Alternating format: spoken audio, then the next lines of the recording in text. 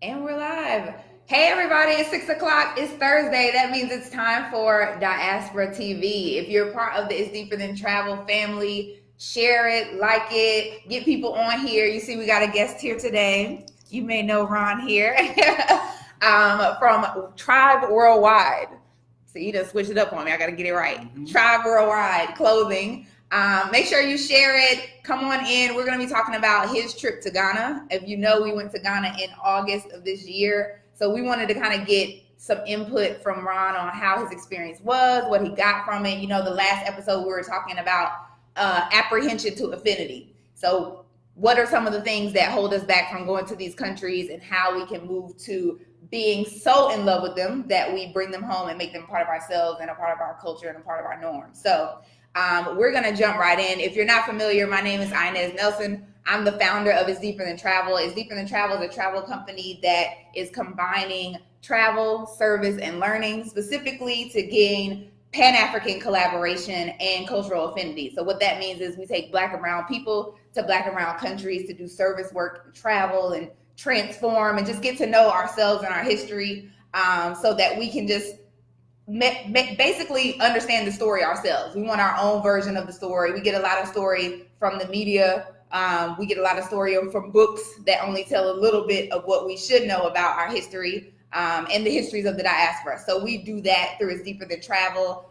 If you've been with us before, if you've seen us before, you know that we stay tripping. If you're not familiar with that, you'll see we have shirts that say I'm tripping, and that basically means that we are always exploring at a deeper level. We throw our comfort zones to the side and really try to find out new things and challenge ourselves when we're exploring different countries. So today we have Ronald Green here. Ron joined us in Ghana. We were in Ghana for 11 days, which is a long time. Have you ever been out of the country that long? I've never been anywhere for 11 days. It was a lot. It was like the go hard or go home trip. Like, because we were doing themost.com on that trip. So what made you want to go to Deep in Ghana 2018?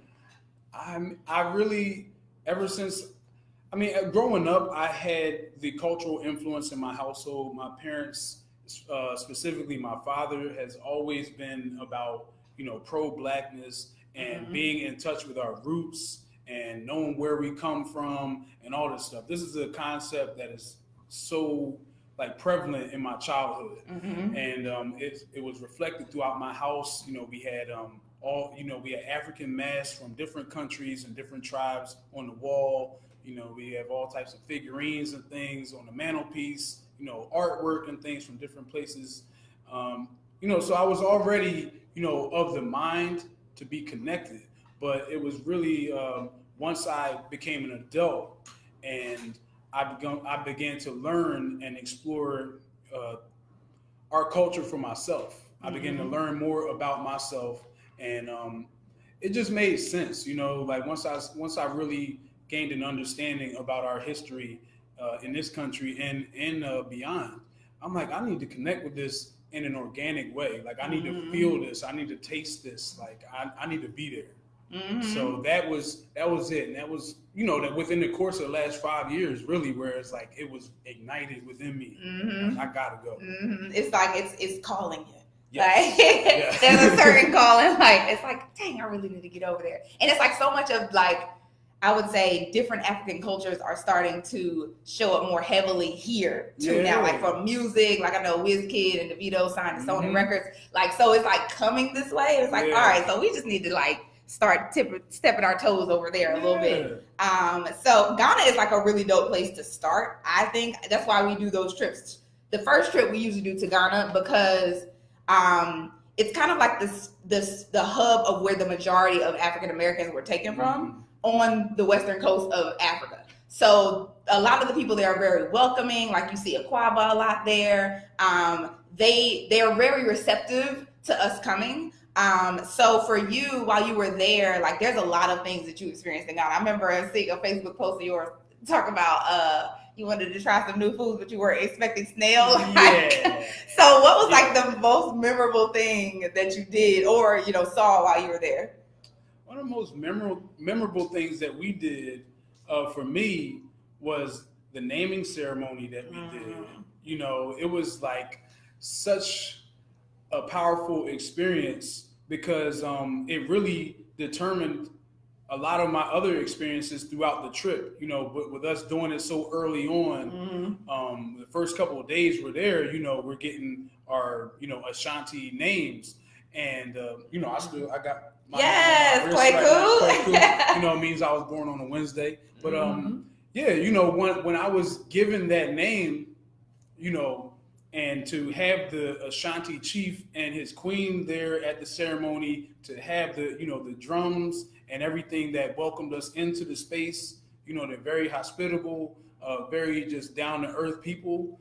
You know, that whole experience was just very impactful for me. And like I said, I was able to introduce myself using a name that they could be familiar with, a name that they attach some type of value to. You know, it was so I felt like it gave me like a way to already be a part of what they have going on over there, instead of me saying, "Hey, my name's Ron." Right. It's like, I was like, "What's up, bro? My name's Kwaku." Yes. And you know how many other Kwakus I met? So we're just having a whole moment right there. It's like, you too? Oh, like my brother. It's like a tribe. Exactly. Yes. So, you know, we the Wednesday tribe. We all born on Wednesday. What's up? You know what I mean? So, but seriously though, it was really dope to be there in the Ashanti Palace and to have that time with the chief and their tribal council and everything. It was kind of surreal at certain points, you know what I mean? To just be sitting there and, you know, to have the women come in and they're singing about our story and our connection, our return, you know, to the motherland. So it was very impactful. I'll never forget it. That experience is like so emotional. Like so I was literally crying the whole time. Now, first of all, I was videoing. I was in the corner videoing and trying to take pictures and just crying literally the whole time. It was a mess. But it was wonderful. Like it's dope because not only does it like root you together as a group, right? When you experience together, but it also roots you to the continent. Like you're like, you really feel like, I'm supposed to be here in some way. So like, I love the naming ceremony thing. And I remember mine, and my name's Afia, by the way. So I'm a Friday, Team Friday. Team. So yeah, any Afias, drop a It's Deeper Than Travel on there as well. Any Kwakus as well. So like we met a whole lot of people while we were there. Like we did, I wouldn't say everything you could do, but we filled up 11 days of stuff. Yeah. We got a chance to, you know, meet some people who were our guides. We got a chance to meet some people who were business people there. We got a chance to meet some people who were entrepreneurs and business owners and professionals. We got a chance to kind of touch all different aspects of Ghanaian people and community there. So from the people that you met while you were there, who's like somebody who really stood out or kind of impacted you in some way? Man, well, like you said, we definitely met a lot of people, a lot of great people. You know, I feel like, man, I could touch on so many interactions that I've had. So I can't even really. I'll just pull from one because they all stand out to me. It's all significant. But one interaction I had was toward the end of the trip when we were. I met this guy. His name is Harrison Yemo. He's on Facebook. You can find him, Harrison Yemo. Look up Harrison. And I interact with him a lot on social media now. You know, ever since that day we met. He's really good at staying in contact, like really good. But but shout out to my guy Harrison. You know, I met him when we were on our way to the Charlie Wote. Yeah, Charlie Wote. And you know, we were in the village looking at the art display. They had the yellow brick road laid down. And you know, we were out there looking at that art exhibit, and the conversation we had was what really struck me because he was, you know, one of a few people that I talked to about why it makes sense for African Americans, you know, displaced Africans in America, why it makes sense for us to make the pilgrimage to Africa, to come to West Africa, to bring our talents to Ghana, You know what I mean? He, our conversation impacted me so much that I ended up doing like a Facebook video just so I could share that same sentiment with people in real time. Like, I felt like that message was so relevant and necessary, especially it ties in directly to what we're doing, with It's Deeper Than Travel.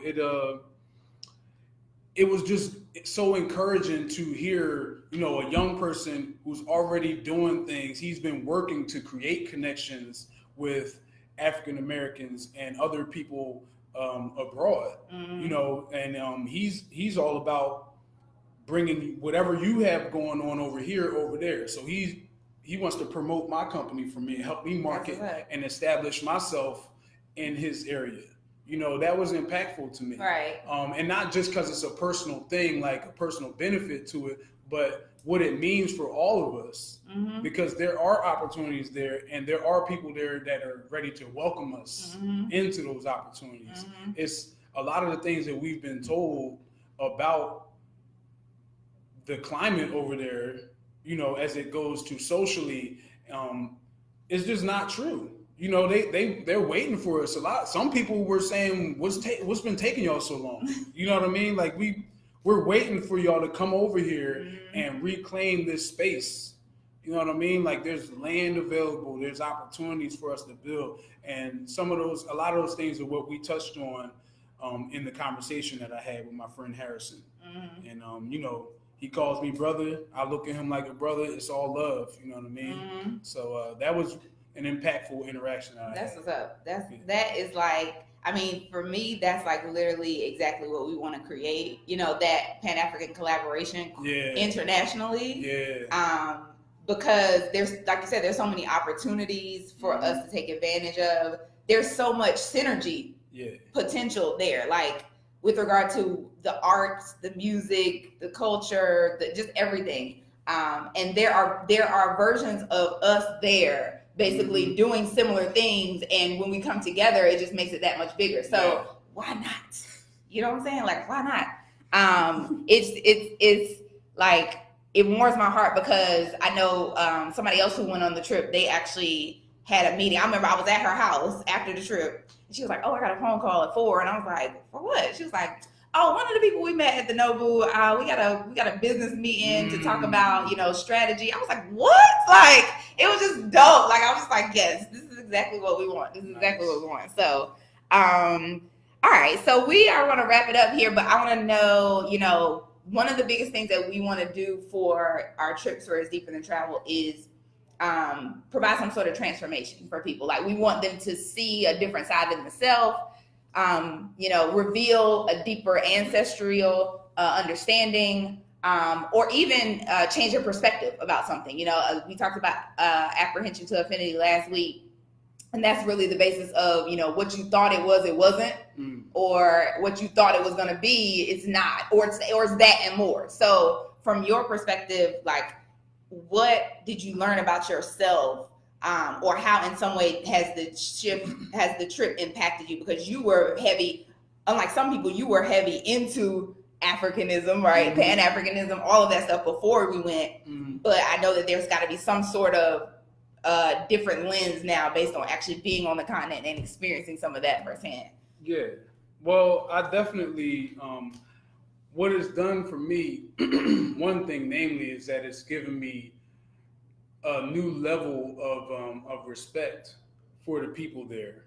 Not that I looked at them, in a disrespectful light or something, or like a demeaning way, but, to really see how they have adapted to the conditions that have been inflicted upon them, it's like inspiring, you know what I mean? So what that did for me was it really removed a lot of the excuses from the table that you might allow yourself to rest upon, when it comes to not getting out and pursuing the things that I know are for me.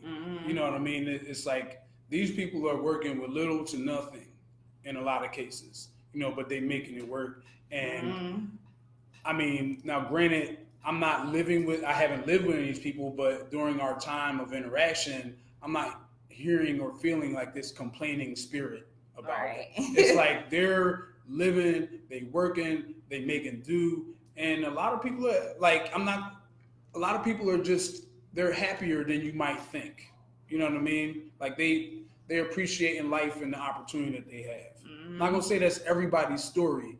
You know what I mean? I definitely wouldn't be naive to say that these people, you know, just love the conditions they live in, but they love life and, you know, the opportunity to build is like tangible there. Like you can really feel it, and they know it's there too. So it's just it's really removed a lot of excuses from my mind, you know, that I could make for myself as to why I can't do something or not able. You know what I mean? It's just, you can do anything, man. You got the will to do it. You can do it on some level. So that's really what I took away from it. It's like, there ain't no excuse. There's no limit. Because everybody's dealing with something. That's the truth. Like that is, it's always a humbling experience to travel to these types of countries. We go to like Africa, Central America, South America, and the Caribbean, and every time I go, I always have that experience where I see that the people's demeanor are just really happy. Yeah. Like in comparison to, you know, us. And I have 2 younger brothers, so I know what y'all act like teenagers. But like seriously, like it's almost like a entitlement and an ungratefulness that we carry with us just because of some of the privileges that we have. And to see like how much less a lot of these people have. Yeah. But I think one of the biggest things, they're very deeply rooted in family. Yeah. So family is like that is the thing that keeps them happiest, and you can't like you rest on that. Like that doesn't have anything to do with money. It doesn't have anything to do with things. Like it's just like, do you have your family or not? Like, can I touch on one point before? Go ahead. About the money, about the family, right? Like, because this was profound to me, and the thing is, all right, let me just make the observation. Okay. I was looking, you know, you see how like, you know, you could be in a supermarket here, or you could just be in a department store here or wherever, and you'll see, you know, a parent disciplining their child publicly, like, but that's, I told you, you know, yelling, or it could be physical, you know, reprimand. But while I was there, I didn't see any of that. Like, I didn't notice any parents, like, you know, because there were children there, but even though, like, a lot of the children they had responsibilities. Like, a lot of children were working. They wasn't just adults with stuff on their head selling it. Like, it was children doing it. So I felt like a lot of them, they have a sense of responsibility that many of us over here haven't employed into the mindset of our children. You know what I mean? There's no responsibility to anything greater than themselves or what they have going on. They can just be a child, which has its benefits, I understand. But it's like, it's something to be said, because I did not notice any public displays of discipline or no whoopings happening. No whoopings happening. We done been in the we done been in the city, we done been in the hood, slum, and I didn't see it. I don't know. True, that is true. I didn't think about that, but that is true. I didn't see it. I was looking. I didn't see nobody. Or it might be something. It may be a cultural thing that they don't do that outside. Maybe, but kids just act up in general. They do. So it's all about how we respond. Yes. Ultimately, you know what I'm saying? That makes it what it is. I hear that. So y'all, give it up for Ron here. Like, check him out. Where can they find you? All right, so you can find me on Facebook. My name is Ron Green, RONGREEN, no E on the end. You can find me on Instagram at Reds the Ruler, REDZDARULER. You can also check out my great pro-Black Pan-African brand, Tribe Worldwide Apparel. That's where you can find us on Facebook at Tribe Worldwide Apparel, Instagram at Dope Tribe Worldwide. Y'all got all that? Oh, my bad. And if you want to cop some apparel, you want to get this stuff, www.tribestyles.com. I love it. I have these shirts. Yo, Quasi, Ben is on the live. What's up, Ben? What's up, bro? I just saw that. He said the motherland is calling his sons and daughters, come home and visit. Yes. We can't wait to get back to see you, Ben. Like, seriously.